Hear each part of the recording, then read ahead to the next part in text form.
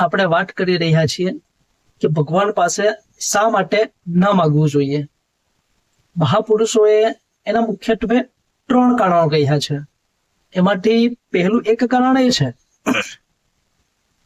કે ભગવાને વગર માગીએ આપણને ઘણું બધું આપ્યું છે અને એ આપતો રહેલો છે. એટલા માટે ભગવાન પાસે વઠાડાનું બીજું કંઈક આપણે માગવું જોઈએ નહીં.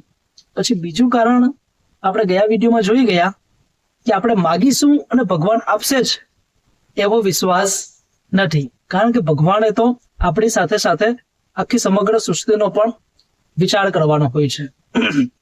અને હવે આ વિડીયોમાં આપણે ત્રીજું કારણ જોવાના છે અને એ છે કે આપણા માટે શું સારું છે, આપણા માટે ભવિષ્યમાં શું સારું હોઈ શકે છે એ આપણને ખબર નથી. એટલે આપણે શું માંગવું જોઈએ એ જ આપણને ખબર નથી અને એટલા માટે ભગવાન પાસે ન માંગવું જોઈએ.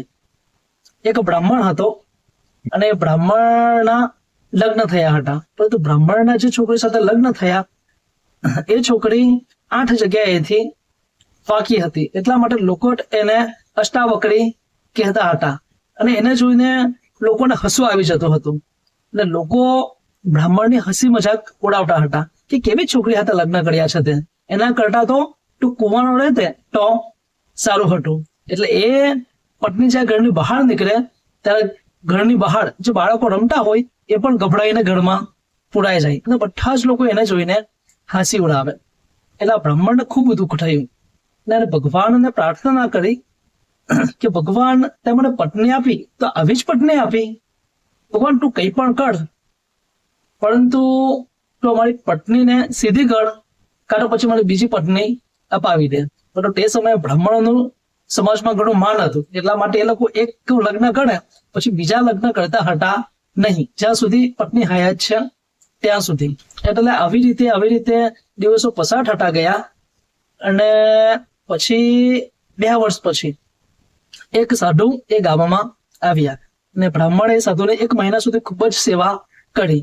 એટલે પછી સાધુએ એવું કહ્યું કે માંગ, તારી શું માંગણી છે? તો પેલા બ્રાહ્મણે એવું કહ્યું કે મારી ફક્ત એક જ માંગણી છે, ભગવાને મને બધું જ આપ્યું છે પરંતુ પત્ની એવી આપી છે કે જે 8 જગ્યાએથી વાંકી છે અને લોકો એને અષ્ટાવક્રી કહીને મારી પણ મજાક ઉડાવે છે અને મારી પત્નીની પણ મજાક ઉડાવે છે અને એ મારાથી સહન થતું નથી. એટલે તમે કંઈક એવું ઉપાય બતાવો કે જેથી મારી પત્ની છે એ પરમ સુંદરી બની જાય. એટલે સાધુએ એવું કહ્યું કે જુઓ, કોને કેવી પત્ની આપવી એ તો મારા હાથની પણ વાત નથી અને કોઈકને સુધારી નાખવા કારણ કોઈને આખા ચેન્જ કરી નાખવા એ મારી હાથની પણ વાત નથી. આ તો જેને આપ્યું છે એ જ બદલી શકે અને આ તને પત્ની આપી છે ઉપરવાળાએ. એટલે એક કામ કર કે જે ભોલે મહારાજ હોય છે એ ખૂબ જ ભોલા છે, તું એનું તપ કર ને એ જો પ્રસન્ન થાય તો તું તારી માંગણી કર. એટલે હું તને એક મંત્ર આપું છું, એની જો તું આરાધના કરશે, એના જો તું જાપ કરશે તો 6 મહિનાની ભીતર ભગવાન તારા તપથી પ્રસન્ન થશે અને તારી સમક્ષ ઉભા રહેશે. એટલે હું જે પ્રમાણે કહું છું તે પ્રમાણે સાધના કરવાનું તું ચાલુ કર. એટલે બ્રાહ્મણ તો ખુશ થઈ ગયો, એને તો મંત્ર લીધો અને બીજા જ દિવસથી નહીં ધોઈને એને મંત્ર સાધના કરવાનું શરૂ કરી દીધું. 1 મહિનો પસાર થયો, 2 મહિનો પસાર થયો, બ્રાહ્મણને તો નથી ખાવાનું ભાન નથી પીવાનું ભાન, એ તો તલ્લીન થઈ ગયો છે શિવ સાધનામાં. બરાબર 6 મહિના પૂરા થયા અને પછી શંકર ભગવાન એને પ્રસન્ન થયા. એટલે શંકર ભગવાન એવું કહ્યું કે તારી તપશ્ચર્યાથી હું પ્રસન્ન થયો છું, માગ તારે શું જોઈએ છે? ત્યારે બ્રાહ્મણે પોતાની માંગણી ભગવાનની સામે મૂકી અને ભગવાનને એવું કહ્યું કે ભગવાન મારે વરદાન જોઈએ છે.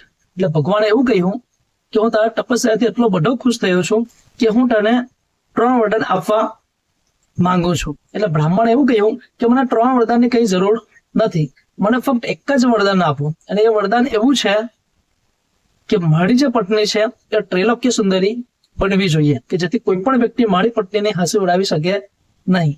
એટલે તો એક જ ભગવાન મારી માંગણી સ્વીકાર અને એને તું સાકારિત કર કે મારી પત્નીને ત્રૈલોક્ય સુંદરી બનાવી દે. બીજા 2 વરદાનો મારે ના જોઈએ. પણ ભગવાને એવું કહ્યું કે અરે તું રાખી તો મૂક, કદાચ તને કામમાં આવી જાય. પેલો બ્રાહ્મણ માનવા તૈયાર નથી, મારી ભગવાન બીજું કોઈ જ ઈચ્છા નથી, ફક્ત આ એક જ ઈચ્છા છે. છતાં પણ ભગવાન એવું કહ્યું કે તારા તપથી હું પ્રસન્ન થયો છું, એટલે મારી ઈચ્છા તને 3 વરદાન આપવાની છે. એટલે એક કામ કર, તું ભલે એક જ વરદાન માંગ, પરંતુ 2 વરદાન તારી પાસે રહેવા દે. એ 2 માંગણી પણ તારી તું જ્યારે ઈચ્છશે ત્યારે પૂર્ણ થશે. એટલે આમ કહીને શંકર ભગવાન અંતર ધ્યાન થઈ ગયા. અને બીજી તરફ બ્રાહ્મણે બીજા રૂમમાં જઈને જોયું, તેની પત્ની ત્રૈલોક્ય સુંદરી બની ગઈ હતી. એના આશ્ચર્યનો પાર ના રહ્યો હતો.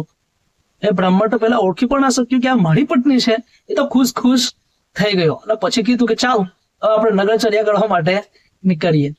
એટલે એ પોતાની પત્નીને લઈને આખા નગરમાં ફર્યો અને લોકો તો મોઢા ઉપર આમ હાથ મૂકીને જોતા જ રહી ગયા. લોકો અવાક થઈ ગયા કે આની પત્ની આટલી સુંદર કઈ રીતે થઈ ગઈ. પછી બન્યું એવું કે બીજા દિવસે બ્રાહ્મણની પત્ની પાણી ભરવા માટે કુવા ઉપર ગઈ. હવે એટલા માટે જ રાજાનો રથ પસાર થતો હતો અને રાજાની નજર ગઈ આ બ્રાહ્મણની પત્ની ઉપર. અને એ પણ ત્રૈલોક્ય સુંદરી પત્નીને જોઈને જોતો જ રહી ગયો. એ મંત્રમુગ્ધ થઈ ગયો. એટલે રાજાને એવું લાગ્યું કે હવે સુંદર સ્ત્રી તો રાજમહેલમાં હોવી જોઈએ, આ નગરમાં થોડી શોભે. રાજા બ્રાહ્મણની પત્નીને ઉપાડીને એના રાજમહેલમાં લઈ ગયો. અને રાજા એટલો બધો દુષ્ટ હતો ને એટલો બધો ક્રૂર હતો કે કોઈ પણ વ્યક્તિ એની સામે અવાજ ઉઠાવી શકે નહીં. અને આ વાતને જાણ થઈ બ્રાહ્મણને, પણ બ્રાહ્મણ પણ કઈ બોલી શકે એમ હતો નહીં. એટલે બ્રાહ્મણની પત્ની હવે પકડાઈ રાજમહેલમાં. એટલે પછી બ્રાહ્મણ વિચાર કરે છે કે અત્યાર સુધી મારી પત્નીને કોઈ જોતું પણ ના હતું, લોકો જુએ તો મારી હાંસી ઉડાવે, મારી પત્નીની હાંસી ઉડાવે, ને આજે આ શું થઈ ગયું, આજે રાજા લઈને ભાગી ગયો. એટલે પછી એને પાછો વિચાર આવ્યો કે ના, ભગવાને હજી મને 2 વરદાન આપ્યા છે, એટલે નક્કી ભગવાને કંઈક વિચારીને જ વરદાન આપ્યા હશે. એટલે એને બીજી માંગણી કરી. ભગવાને એક કામ કર, અત્યારે જ મારી પત્નીને તું રીછણ બનાવી દે. એટલે જેવી માંગણી કરી તેવી જ રાજાના મહેલમાં, રાજાના રૂમમાં એ જે પત્ની હતી એ રીછણ થઈ ગઈ, એટલે એ પશુ બની ગઈ. એટલે આ જોઈને રાજા ગભરાયો અને ફટાફટ એના સૈનિકોને કહ્યું કે આને જઈને જંગલમાં તમે છોડી આવો. એટલે સૈનિકો એની પત્નીને જઈને જંગલમાં છોડી આવ્યા. એટલે પછી એ રીછણના વેશમાં જે પત્ની હતી એ પાછી બ્રાહ્મણના ગળા આવીને બેસી ગઈ. એટલે બ્રાહ્મણ પાછો ખુશ થયો, પરંતુ આ રીછણ સાથે રહે કોણ? એટલે પછી એને યાદ આવ્યું કે હજુ ત્રીજું પણ વરદાન માગવાનું છે. એટલે પછી એવું કીધું કે ભગવાન, મારી પત્ની પહેલા જેવી હતી ને તેવી જ તું એને બનાવી દે, એમાં જ અમે બંને ખુશ છીએ અને કોઈ પણ વ્યક્તિ અમારી જીવનમાં દખલગીરી કરશે નહીં. એટલે ભગવાન પાછું કીધું તથાસ્તુ.